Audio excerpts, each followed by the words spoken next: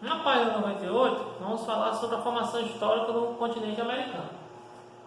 Então, muitos povos habitavam este continente há milhares de anos antes da chegada dos europeus. Esses povos apresentavam diversas culturas, diversas formas de viver e distribuídas de formas diversas em todo o continente, apresentando diferentes formas de organização social, política e econômica. A maioria dos povos nativos vivia da caça, da pesca, da coleta de frutos e vegetais e da agricultura. Isso sempre alguns povos, quando falamos de povos nativos, os que vivem de forma tradicional, vivia da caça, da pesca, da coleta e, de certa forma, alguns grupos ainda mantêm essas tradições. Entretanto, já tínhamos também 3 civilizações consideradas complexas dentro do nosso continente americano: os Incas, na América do Sul, os Maias e os Aztecas, na região da América Central e México. Certo? O que seria apresentar uma sociedade, uma organização social complexa? A sociedade que era organizada de acordo com as funções, existia uma estrutura política definida, uma religião que colaborava também com a questão do poder dominante. Existia, por exemplo, as divisões sociais entre os privilegiados e não privilegiados, práticas econômicas além da agricultura, como por exemplo o comércio, artesanato. Os astecas, por exemplo, se dedicavam à guerra, já escravizavam de uma certa forma populações dominadas. Outro exemplo também, que os maias já tinham grandes conhecimentos na área de astronomia, de matemática, de geometria, entre outras características que descrevem, que definem essas sociedades por organizações complexas. Como por exemplo, a gente destacar, com base na economia e na agricultura, basicamente a economia era a agricultura, mas tinha outras atividades além dela. Essas 3 sociedades se organizavam em cidades, onde o comércio era estruturado, dominavam também conhecimentos de arquitetura, matemática, astronomia e técnicas de fundição de ouro e prata. Certo? Então, nesses grupos considerados organizados de formas complexas, ou considerados civilizações mesmo, podemos dizer, já tinha uma estrutura organizacional bem estruturada, podemos dizer assim, com características de uma sociedade a qual a gente conhece. Um dos exemplos são algumas dessas pirâmides, construídas em parte, por exemplo, os astecas, aqui na região do México, construíram essas pirâmides para os rituais, para os deuses. Certo? E temos aqui os grupos que ocupavam, de certa forma, o território no continente americano. Por exemplo, na América do Norte nós temos aqui os esquimós, ou os inuites, como também são conhecidos. Temos os sioux, os aquatenses, os iroqueses, entre outros grupos nativos conhecidos lá dos Estados Unidos e da região da América do Norte. Temos aqui os astecas, eles promoveram um império na região do México. Os maias, que viveram entre a península do Yucatán, na região do México, e parte da América Central, na Guatemala, na Belize, nesses países aí próximos, aqui na parte da América Central. Nós temos aqui o Império Inca, que vários povos que havia na região da Cordilheira dos Andes também foram dominados pelos Incas, que formaram um grande império. E aqui alguns grupos nativos, aqui, por exemplo, da região do Brasil, por exemplo, os de origem tupi, os de origem aruaque, de origem G, entre outros grupos existentes no território, não só do Brasil, mas também da América do Sul, de origem nativa. Certo?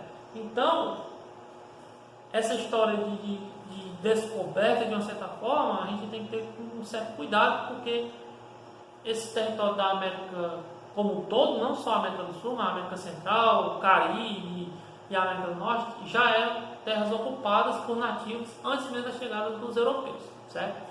O termo descobrimento a gente tem que saber utilizá-lo em qual aspecto e qual critério para não cair em casuísmos ou reforçar conceitos como de colonização ou de cultura dominante ocidental.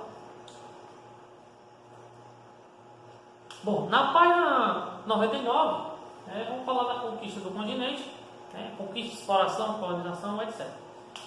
A partir do século XVI, as potências europeias direcionaram suas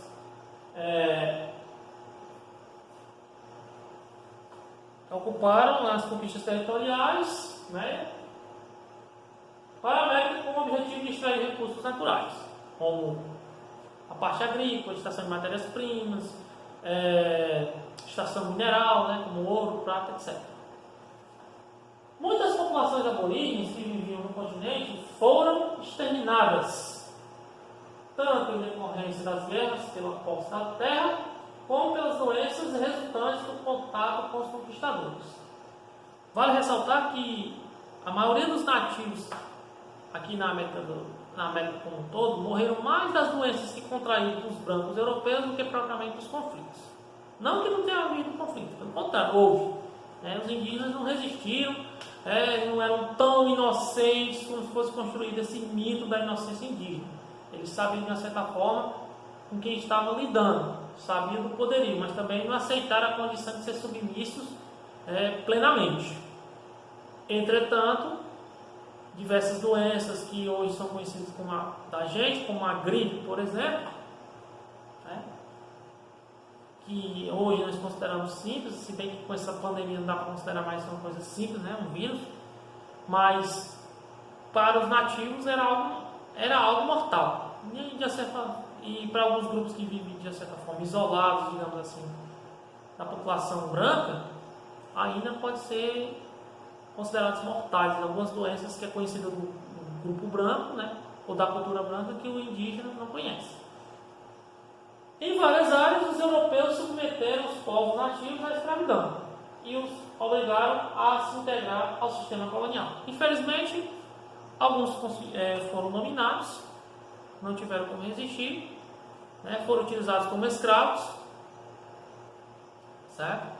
E se integraram à questão colonial porque também não foram só a questão econômica, mas também sofreram mudanças no aspecto cultural, Ou seja, parte do nativo deixou de manter os seus rituais religiosos, falar o seu próprio idioma, manter os seus costumes e adequar aos costumes, os hábitos, as tradições e as crenças do europeu, certo?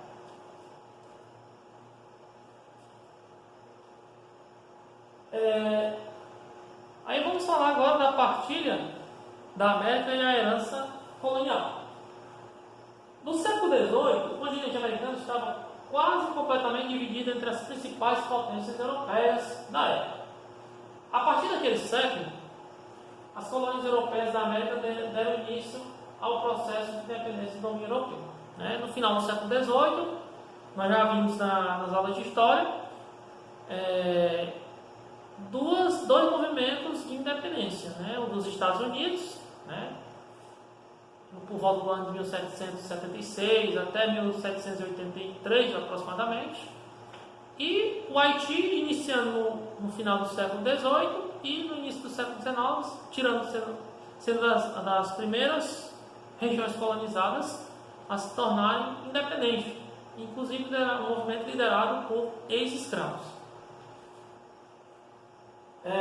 A emancipação política, contudo, não significou o fim da influência europeia em todo o continente.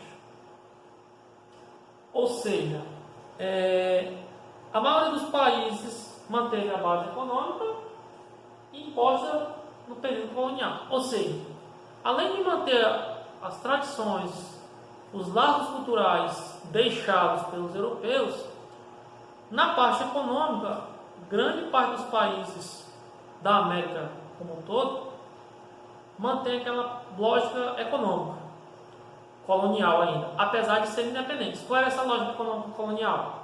Exportar matéria-prima, como ouro, prata, minérios e produtos agrícolas, e importar produtos industrializados e de caráter tecnológico.